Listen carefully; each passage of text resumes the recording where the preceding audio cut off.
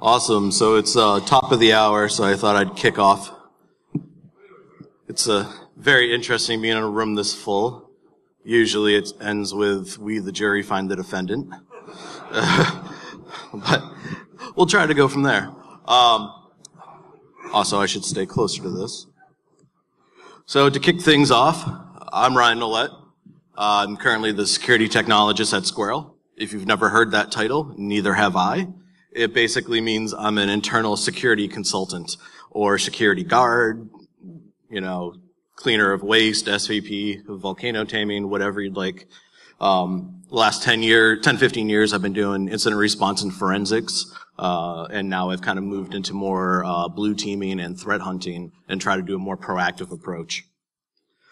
Things that we're going to talk about are mainly lateral movement and why it's important. A really great analogy is obviously the football running back, right? What are you trying to get through? You're trying to get through the defense that's static. To go into lateral movement. So I want to work off of one definition. There's a bunch of different definitions for lateral movement. The one I'm working with is mostly the MITRE definition, where things that are commonly overlooked is that it's not the end goal of the attacker. All right, lateral movement is just a step in the process in order to get to the money. There's a bunch of different types, right? We've all seen on the news, shared web root, things running as the same permissions as your web server, SQL injection to get processor binaries running on systems to move across and execute into their privileged state and things along those lines. I'm going to work with two during this. The first one is going to be a remote access tool, and the second one is going to be pass the hash. So this is me showing the offensive side. Aw, that's so sweet. This is actually warmer than, I probably shouldn't say that on video. This one's for Grandma.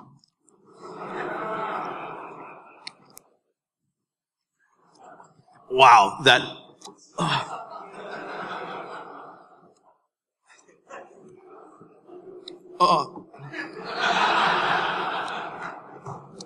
Well, I will say it's better than the Montreal Canadiens.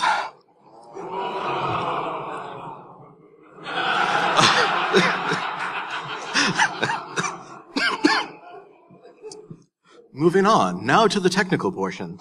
Some of the things that I want to go over is a rough demonstration of what lateral movement is, right? Very simplified network diagram. You have multiple hosts. Those hosts are VLAN'd out, so only certain ones have access to other VLANs. So our little hacker is going to start on a compromised system. They're going to try and get to the money, basically where the credentials of the finance are. They're going to find another guy in their VLAN. Neither one of them can make it. Lo and behold, they find a system that they can access, which gets you to the goal. And now you kind of have your nice little victory dance, right? And then stage 3 is always profit, right? What is the core you're going to buy? He's going to, right? He's going to lay out that money and he's going to upgrade his car. And there was bourbon involved, okay?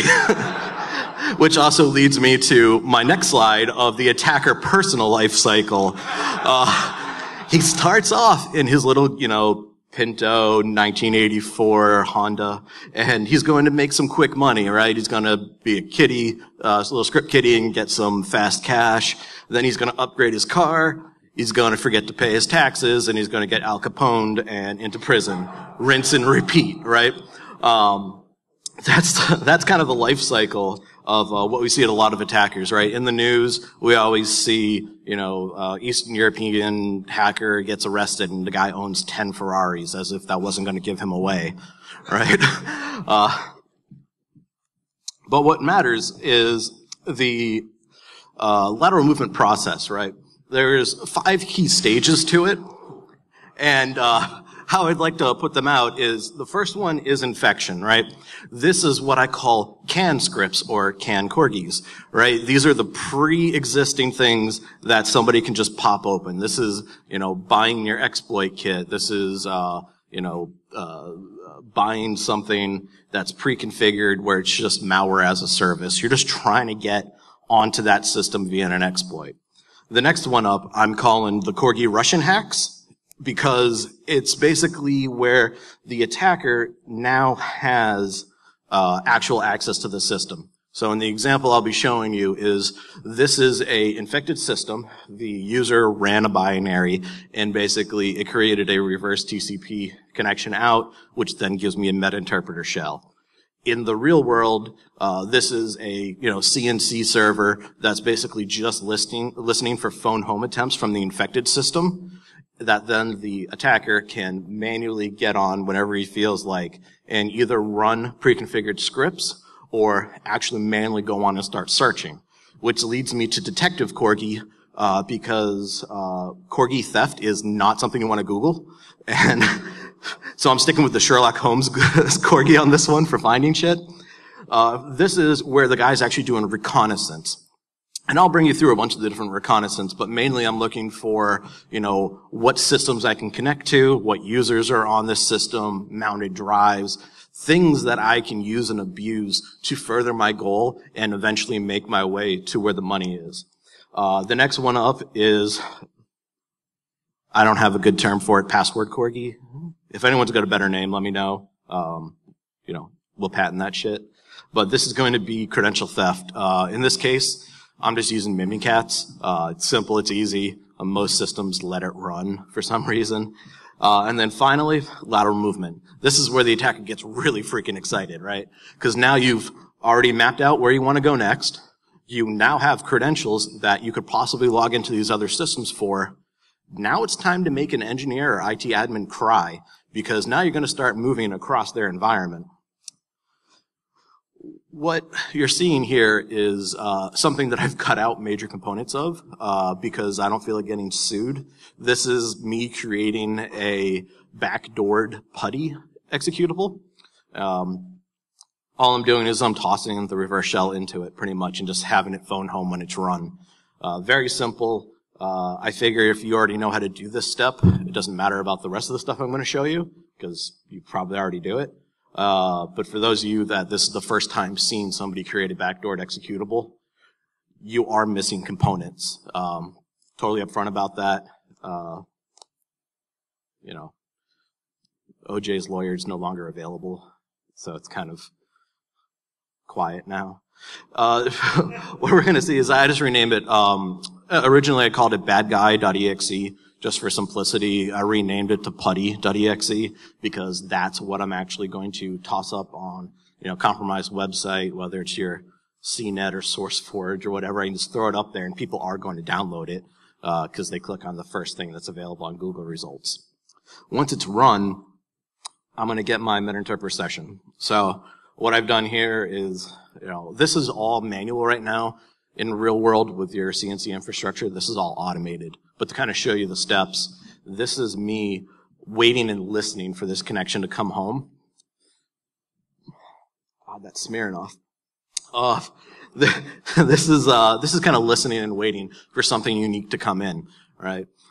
What I can do from here is now I can have a direct shell to it. I can either run Meterpreter directly, which allows me to use all of the existing plugins and exploits, bypasses, whatever that's already loaded in, or I can do a direct shell and run native, commands for whatever OS it is.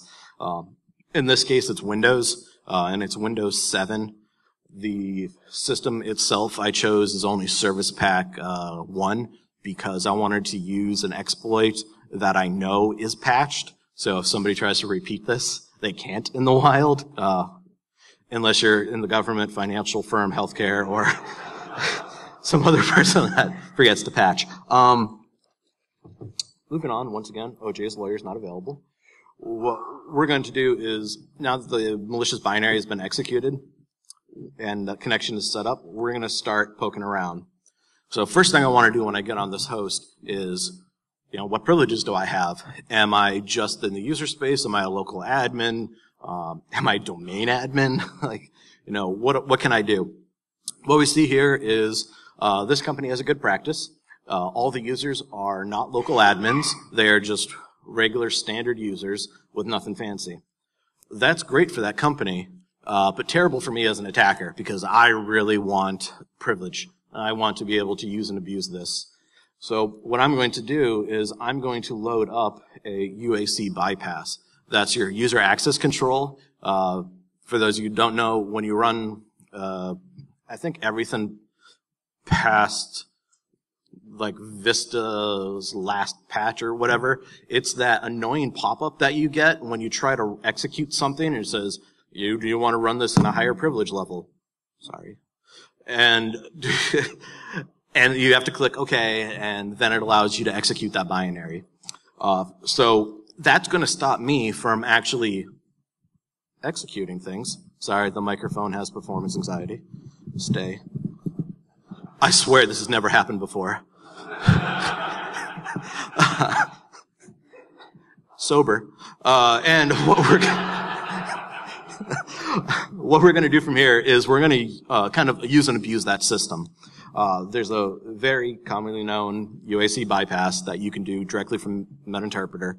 And what I'm doing is I'm using that initial session that's unprivileged, and I'm kind of piggybacking on that and initiating a second session that uses this UAC bypass. And what that's going to do is when that session connects and successfully exploits UAC, I'm going to now have increased privileges.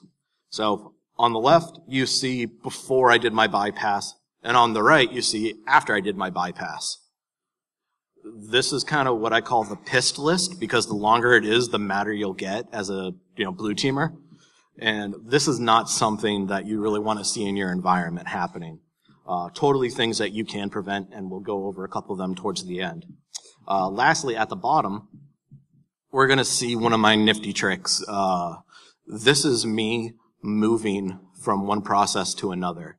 The process that you see in the image here is just notepad.exe, and the reason I chose that is because the Windows 7 system I'm on is 64-bit. If I am currently in a 32-bit application, elevating privilege and running other malicious commands are significantly more difficult. So I want to go into a 64-bit process to fully take advantage of things on the system. The reason why you see this one in the image is because this actually pops up a notepad window. So if you try to repeat this, they're going to know. What I actually do is I go into something that doesn't have a window and is a 64-bit process. Dealer's choice. Hashtag please don't sue me is what I'm going to go with. Next up, now I have admin on this system. I can start poking around and running some system commands. I want to find out users. Who am I going to impersonate today, and what privileges do they have? So I'm going to search for two different types of users. I want to see local users, and I want to see domain users. Now, the reason why I want the local users is because in every single large corporation, IT has a backdoor local admin account that uses the same goddamn password across like 10,000 systems. For the record, GPO allows you to randomize that password for every system and stores it in AD. So there's really no excuse for this anymore for this practice whatsoever. There are no arguments against that. It's just stupid to have it otherwise. Next up is the domain accounts. Now, these are accounts that I know authenticate to AD. They're going to allow me to log into systems, and if there's roaming profiles turned on and things like that, it's going to allow me to move throughout the environment. Also, we're going to try and look for usernames that don't meet the standard naming convention of the others. What you see here are a couple users that are like first initial last name, and then you see master underscore A. So this I've seen as a huge common practice for like domain admin or system admin level AD accounts. So that's going to be something that I really want to try and take advantage of. Next up is some more reconnaissance. So this is me trying to find out who am I, where am I, and where can I go. This is, IP config. what are my IP addresses? What's the gateway? What kind of VLAN am I on? The length of the subnet block, all that kind of stuff. I'm also going to look for mounted drives because those are great for moving laterally through. That corporate NAS that you have, most likely it's set up so everyone can read and write to a lot of directories. Now I can put my backdoored malware right up there and see where else and who else decides to download it and run it. And finally, we're going to check out the ARP table. This is going to matter because this tells me who my computer's already been talking to. So if a user is constantly plugging in their Ethernet cable at their desk and then they walk around to a meeting and they're on Wi-Fi, they're talking to different systems, and unless you have some kind of network access control or microsegmentation going on, you're going to be able to talk to multiple different systems and the different ways to connect to the network. This is awesome because when you go back to the Ethernet connection, because it's already in your ARP table, you also most likely have a route to it. So now you can move across the VLANs, and unless there's something explicit put there to stop you from doing it, now you have some more fun. Next up are interesting things like what processes are you running, what processes have network connections, and then finally doing some end mapping for systems. Why this matters is, first of all, the things in red on the left image, those are the malicious binaries. So you have your badguy.exe running, and you have the notepad.exe running where the parent PID of the notepad is badguy.exe. So this is a way for you as a blue team to see what's the lineage of the execution chain from the running binary all the way up through its parent process, grandparent process, yada yada, all the way up to the initiating process. This matters because when I go over to my network connections and I see which of the processes have active running network connections, that tells me processes that I want to move into. Rather than going into notepad.exe, I want to go into, iExplorer or something, because when the response team or SOC team is going to go and look at the system, things low on their list to look at are network connections from processes that should have network connections. I'm not using calculator.exe to, outsource my math homework to Russia. I'm trying to use Internet Explorer to surf the web. Now, part of the previous network mapping is I'm going to look for specific attributes of the other systems in the environment. The subnet that I'm going to end up scanning is going to be directly related to what I saw in my ARP table in my IP config. Because if I'm in a, /24/16, I want to know that so I can scan against it. But what I really want to look for are what systems are there that have very specific open ports, right? In this case, I'm looking for SMB ports. 139 is, I think you call it NBT over IP. It's like NetBIOS, and it's associated with SMB connections. 445 is another one. It's SMB over IP, which is what I'm going to abuse for my remote access tool. This remote access tool is going to be psexec. So who's used psexec? Good. SecOps hates all of you because that's a legitimate access tool for support for IT and is constantly run throughout environments and being abused. I use some whitelisting software, and I block psexec from installing a service or running from any account except very specific IT accounts. You can use AppLocker for that, or you can use a more commercial tool for whitelisting to do that. And the reason for that is I only want very specific people to be able to remotely access other systems and execute code, actually get a full shell on that system, and things like that. Next up, now that I have, I've infected the system, I'm now an admin, I've looked and see what users are near me, systems that are near me, and then following that, we're going to start trying to poke at these systems, and we know which ones are open. So, I'm excited. I know things that I'm going to attack. I've prioritized them. I'm going to go after this one first. How am I going to access that system? I'm going to dump the credentials, right? So what I'm going to do here is I'm just going to use the Mimikatz plugin because it's easy, it exists already, and I'm lazy. So what we're going to do is we're just going to dump the Kerberos hashes, which, fun story, comes out in clear text, both username and password. And the next one, I'm going to dump the SAM hashes, and then LTMM, NT, those hashes. Sober. We're going to dump all of that and basically see what hashes exist and what clear text passwords exist. Now, the difference there is I prefer to do pass the hash if possible, because you can add a couple different flags to it to make it look more legitimate. If you're using the plain text credentials in psexec, you're actually sending those credentials in clear text across, which is something you can look for on your network. Are credentials in clear text going across the network? If so, something is improperly configured or something very suspicious is happening. Same kind of idea if you ever see PowerShell with encoded strings. That kind of stuff. All right. Now I have the stolen credentials. I have my target. And now I'm going to own it.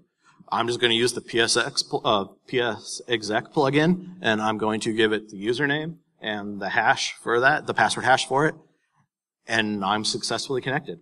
Now you'll see I have 3 sessions. I have my initial infection session, which is the guy clicking on the backdoor putty. I have the second session, which is my UAC bypass that I'm now a local admin in. And now I have a third session, which is the newly owned system using the credentials that I pulled off of that infected system. I have now officially moved laterally one system. It's one system. I might still be stuck in the same subnet. I might not. This is where things that I've cut out of the presentation, like adding routing through your infected session, comes in, because what it's going to do is it's going to allow me to do further attacks against systems that only that system can see. So from my initial infection system, I've owned a second one. I create routing here. And what that routing is going to allow me to do is when I go and do end mapping, it's not going to come from the initial infection system. It's going to come from that the lateral movement infected system. It's not infected. It's compromised, owned, whatever you want to call it, system. And that's where the network traffic is actually going to come out at and do the end mapping scan. It's a great way to kind of hide that you're doing something terrible from that initial infection. And if anything, people are going to think that second system's infected and wipe that one rather than your foothold. Please don't sue me. Cool. So, detecting lateral movement. We talked about some of the foundation. We went over the offensive side, which is something that really greatly interests me as a defensive guy, because in a lot of presentations, you don't get to see the offense side, right?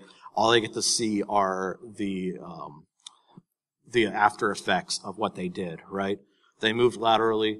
Great, now I have a new process on this system. But what did they actually do in order to do that? Because if I can figure out what the attacker is doing, I can try to move further up the attack chain and stop them there, right? So detecting lateral movement, it's hard. There's always a relevant XKCD, and this one is no exception.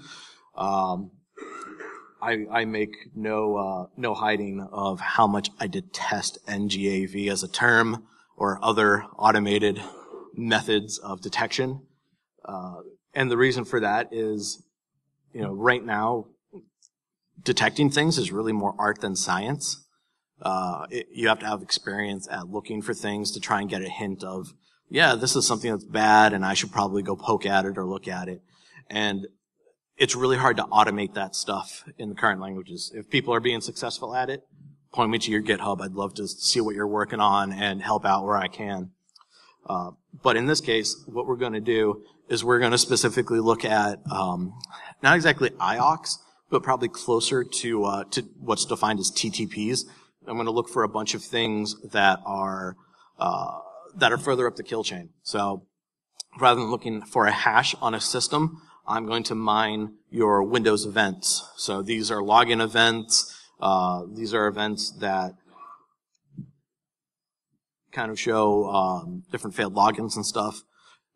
If you guys are already collecting logs and you're in a SOC, you probably get a whole lot of messages about failed logins, right? Because that tells you, was somebody trying to brute force it? Did, Bob try to change Jack's password for him in that context? All those things. But very few IT departments or security departments actually monitor and care about successful logins. Those are very valuable events that you want to look for because they're indicative of somebody successfully accessed the system. Why do you care? Well, was it a legitimate access or is it illegitimate? And if you're not collecting those logs and putting them into your SIM for correlation or trying to do some of that proactive hunting for these things, you are going to have a bad time, right? You're going to miss a ton of lateral movement. You're going to miss compromise attempts, and you're going to miss that second stage of me moving laterally to a system, which also doesn't have access to where I want to go, and then trying again through another system, and trying again through another system, and so on and so forth until I find what I want. Those are very important things to look for. So, a couple of different ways to detect what I just did. I'm going to give you 3.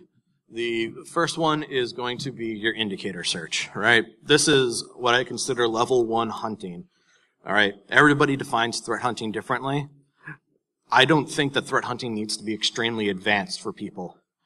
Having your tier 1 analysts doing IOC searches or mining threat intelligence PDFs and searching for those kind of IOCs, totally acceptable, right? That is helping people find stuff. They try to figure out what's applicable. It helps your tier 1 analysts learn about your environment and learn about the threat landscape going against you. Bump up to the next tier and you're looking at IDS alerts. Snort already has an alert for psexec activity. Use that. The tier 2 analysts are going to be the guys that are trying to check out IDS signatures, upgrading the security stack, checking on things, helping out the tier 1, seeing what they're learning, and try to incorporate that stuff as they go up. Then we have what I'm going to consider the tier 3 analysts, the more advanced guys. We're going to use a bro script. The reason why I consider this more advanced is bro scripting's hard. I think Chris Sanders is doing a wonderful class on learning to bro script, so definitely check that out. It's extremely valuable because you can customize pretty much anything you want to see through like 50 different data types that bro acknowledges going across the wire. It's one of my favorite tools right now. And, I'd use it through Security Onion most of the time, but you can still configure it and you can run it standalone. The reason why I consider it a little bit more advanced is because now I'm putting in very specific things about the traffic, right? In this case, I'm looking for any kind of traffic that's using admin shares. So admin shares here are, C $, your admin $, or your IPC $. Those are things that I really don't want to see going across my network traffic because those are indicative of somebody using psexec and trying to connect to and abuse admin shares, which Windows has, on by default. Some other techniques, stat counting. So as I went through and kind of talked about, the successful logins that you want to look at and you want to better keep track of. Here's an example of one of the events. This is your, I think it's 4624. Yeah, this is your successful Windows login. Why does this matter? Well, when I do a stat count and I grab all my logins, all the different Windows events that are either failed, successful, etc., and I start counting them, those numbers matter because the things that happen least often are things that I probably want to check first. It's not happening often in my environment. Why did this happen? Once you can kind of acknowledge that and figure out what happened, you can start kind of clearing that out of, well, I don't care about this event anymore. Let's tune it out. And then get more and more into the more complicated things in order to drill down more. For the 4624 event, I use the actual ID as the initial indicator, and then I have a bunch of extra conditionals that are attributes of that event that I'm looking for. I want to see what the system was, the user that actually tried to log in, and then the user account that they used to try and log in. If those two things don't match, kind of sad. You want to kind of look at that stuff and go forward. So that's kind of more of the SOC analyst, more reactive security. That's you setting up your SIM rules. That's you doing your IDS signature updates. That's the standard practice for probably the last 10 plus years, right? What people are kind of moving towards, and what I've fully embraced at this point, is more of a proactive threat hunting approach. And that's not just because it's, the new hot word of the day. It's more because I consider it the next iteration. So we talked, tier 1 analysts are the guys doing your IOC searches. Tier 2 are the guys helping, update your standard security stack. Tier 3 is doing the more advanced stuff.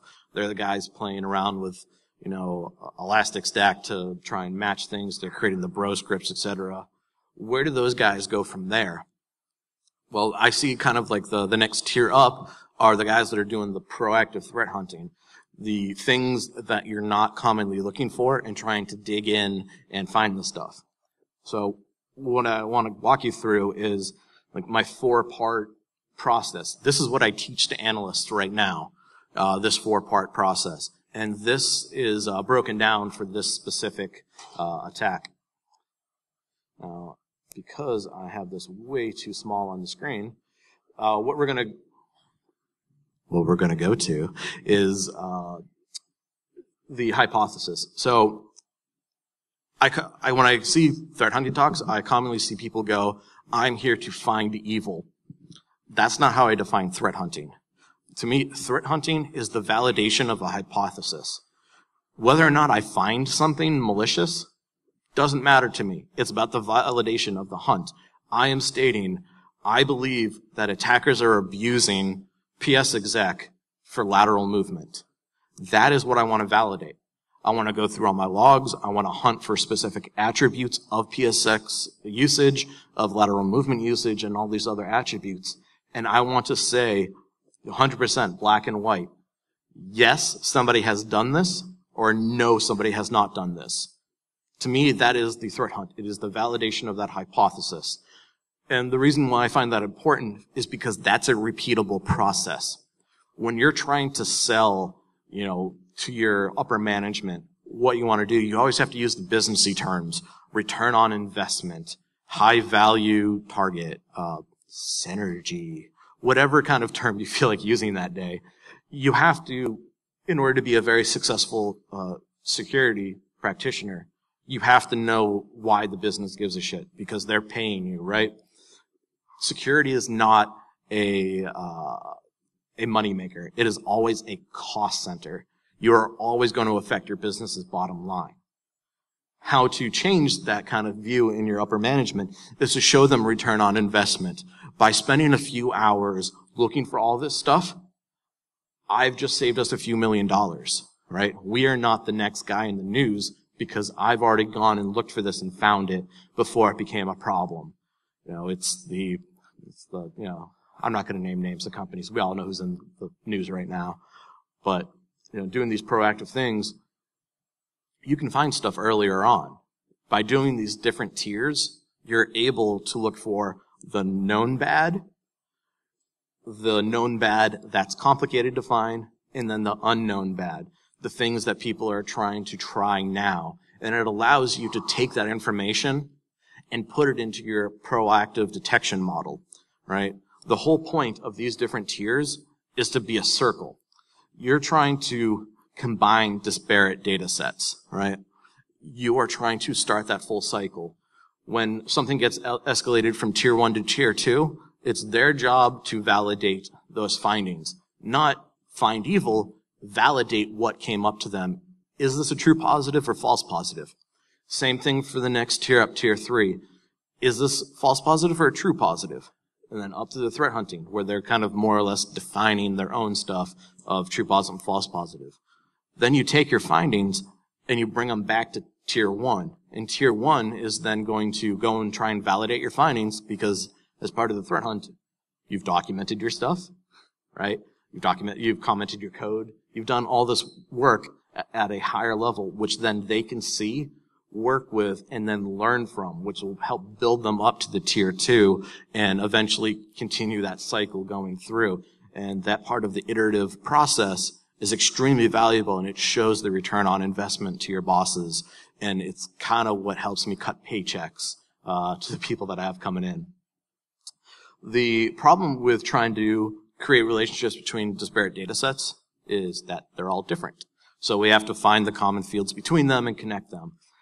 In this example, these 3 sets I'm using because I used a psexec attack. So I have network traffic between the 2 hosts, the victim and the attacker. Not only that, but we also know that it's psexec traffic. So we have a snort signature for it. We have a bro script for it, those things. The UAC portion, in this case, it's not the UAC bypass. It's, the Windows events, the 4624 and things like that. Now, the connection that you have between the network and those events is that usually there's an IP address in them, or at least the host name. It tells you source and destination, so you can map those 2 sources out. And then we go to the host. The host is going to give you a username, the host name, its current IP address, and other information. And that's how you kind of start melding them together. And it's really complicated, and there's a ton of shit to do. So rather than do that, let's make it easy. We are going to do a quick one-off. This is my correlation, or instead of correlation page. This is just a simple, who took biology in high school, right? You remember that stupid 4x4 square you had to do for how plants germinate? AA, AB, BA, BB, that crap? That's this, right? I'm finding the correlations, and I'm basically building a grid of stuff. And that's how I explain it very simple and easily to the lower tier analysts, which help get them into that cycle of trying to figure out not just is this bad or not bad, but how does it relate and connect to what they're commonly working with right now. And you can apply that not just at the tier 1 level, but the same methodology goes through all the different tiers. That's you building your foundation, that's you building your security program for both blue team and red team, right? You have that foundation and framework now that can be applied to many different venues. But to be very specific, this is me going through and trying to detect this stuff. Yes, that is a small screenshot from one of my company's products. I did that because it has visualization. I could have probably used GraphViz and manually coded it myself, but I'm lazy. So what this is looking for is, here's the 2 hosts. 100 is the initial victim that I compromised through the putty. 104 is the one that I psexec into. And then on my longer talk that I do, I actually show you doing the direct route through 104 to hit different systems in that same network. That match is actually just a bro notification. So as part of the bro script, when you have a hit on it, what it does is it creates an entry in the bro notice log. So that mixed with the bro identifier, you can actually go across your 50 different bro sources and see all the different activity for that one event, that one transaction that happens. So in this case, that's kind of what I flagged on. I see these 2 systems which are connected via that bro notice log, the source and dest IPs. And that tells me that here in the red, you're seeing the IPC path being used between that source and that destination. That tells me that the admin share was being used between those 2. Now, that gives me an idea of this is suspicious. It could possibly be malicious, but that's where I need to start drilling down and figure out, well, why does this matter? So I can go to those systems, right, using psexec if I want to, or some other tool and say, is the psexec service installed on these systems? If so, I know psexec was used because it leaves that kind of trail behind. There's a way to delete it, but most people don't. Then what I can do is I can go into that service that got installed on the system, and then I can find the path that it ran to. And on some of the other tabs, it actually gives me the user SID that applied. Not the username, because that's human readable and useful, but the SSID, not the SSID, the SID of the user. What you see there is, just a simple WMI command that tells me the human readable name and associates it to the SID. And that's going to show me that these two systems were involved in an admin share. The bro notice log went off and told me that my bro script has detected something that looks like psexec traffic. I can now go to those two systems and confirm there's psexec activity on them and what user was in charge of that psexec activity. And if you remember when we go back, the user that we ended up leveraging for this was B. Johnson. Now I'm going to hold my dirty comment about that. But the idea is the same. You're all right there with me. Thank you. And what we're able to see there is now we have full attribution, right? We know that these systems were compromised. We know what user was compromised and being used for these attacks. And the last thing to say is kind of, was this supposed to happen, right? B. Johnson's a user, but are they, your IT admin? Was he trying to do support? Those are things that I cannot tell you are good or bad because they're different about every single environment, right? You should have a list of known systems that are allowed to do remote like this with psexec stuff and known users that are allowed to do it and ban it for everyone else, right? It's the whitelist versus blacklist approach. My analogy for that is always like your AV vendor versus your whitelisting software, but it actually goes back further than that, right? All the way back to medieval times and even further. What did you do for security? Well, you have your castle, and in the front of it, at the gate, you have guards. Now, when you go up to them and say, I want to get in, are the guards going to look at the list and say, well, you're not on the list. Go right in. No, that's AV, that's your blacklist approach. Only known bad doesn't get in. You need to go back to the physical security model of, you're not on my list, you're not getting in. And that's the whitelisting proactive approach. If it's not explicitly allowed, don't freaking allow it, right? That helps you stop the unknown bad from happening in your environment. And kind of from that methodology, I've got my usual motto: flag it, tag it, and bag it. That's the double tap for anyone that's seen Zombieland, right? You want to mark your shit, right? That's you flagging it, right? Something weird happened. Then you want to tag it as, this has happened commonly, this is uncommon, whatever tags you want to associate it with.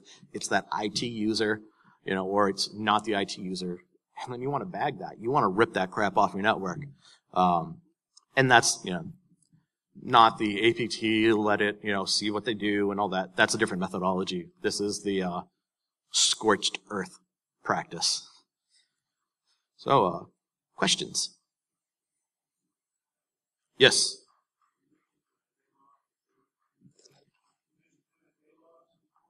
Yeah. All right. So the question for people that couldn't hear is that earlier, I mentioned MFA logs, multi-factor authentication logs, and kind of how those impact. What's nice about MFA is that's usually something you have and something you know. So it's much more difficult for the attacker to have both. I can steal your phone, but I might not know your password, kind of stuff. In my example, from what I've done previously, we've done stuff with Duo, RSA, and a couple other things like that. And how we do the detection of if something was legitimate goes into the software application that was used, the user, and the time. So what we're looking at are things of creating a baseline. What are the normal working hours for this user?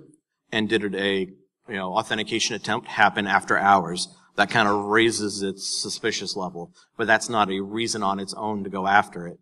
Then you kind of look at some other things.